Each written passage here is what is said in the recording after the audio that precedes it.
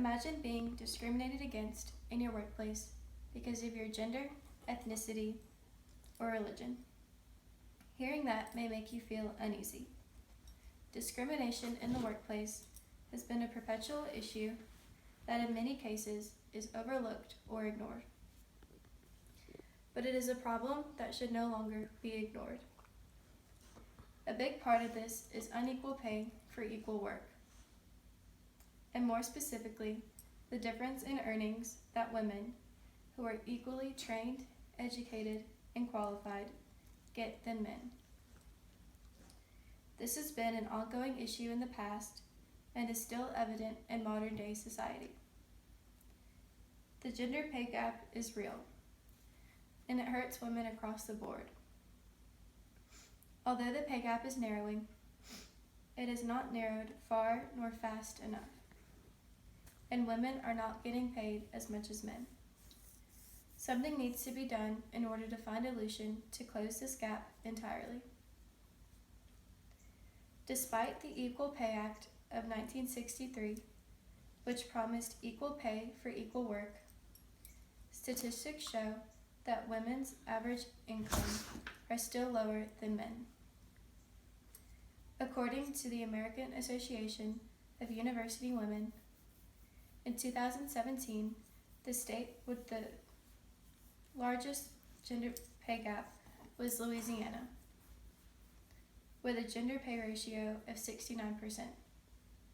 The state with the smallest gap was California, with a gender pay ratio of 89%. And the gender pay ratio in South Carolina was 77%. The gender pay gap is an outcome of many components. This includes things like bias against working mothers, occupational segregation, and direct pay discrimination. Things like racial bias, disability, age, and access to education can also play a part in this.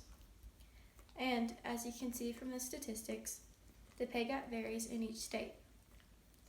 This is due to many different factors, including the dominant industries in each state and the opportunities that they present, race, ethnicity, age, and education level.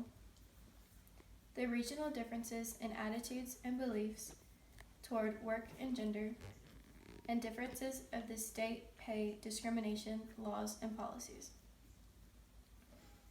The American Association of University Women also conducted a study on men and women who went to the same type of college, chose the same major, had the same type of education, and were offered the same positions. And on average, these women still earned 82 cents to every dollar that a man earned. Doing research on this equal pay for equal work topic, it posed many questions about what the suggested solutions were and what people were going to do to close the gap.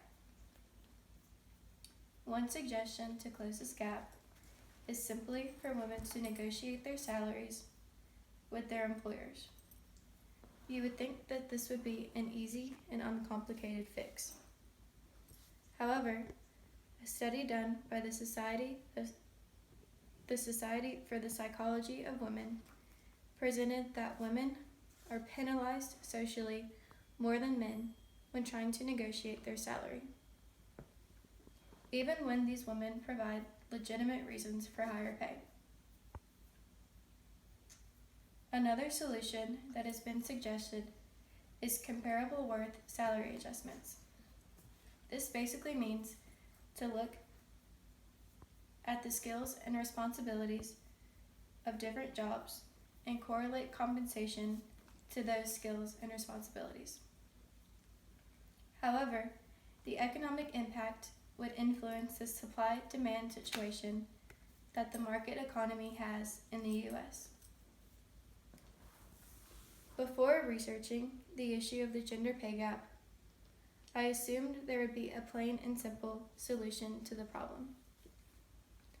However, there is no direct solution yet. Everyone should be treated and paid equally in the workplace. Even though there are amendments and laws to support equal pay, there is still a gap. This issue should have more attention, because to be equal, people need to demand equality, and people need to appreciate the value of women in the workplace just as much as men.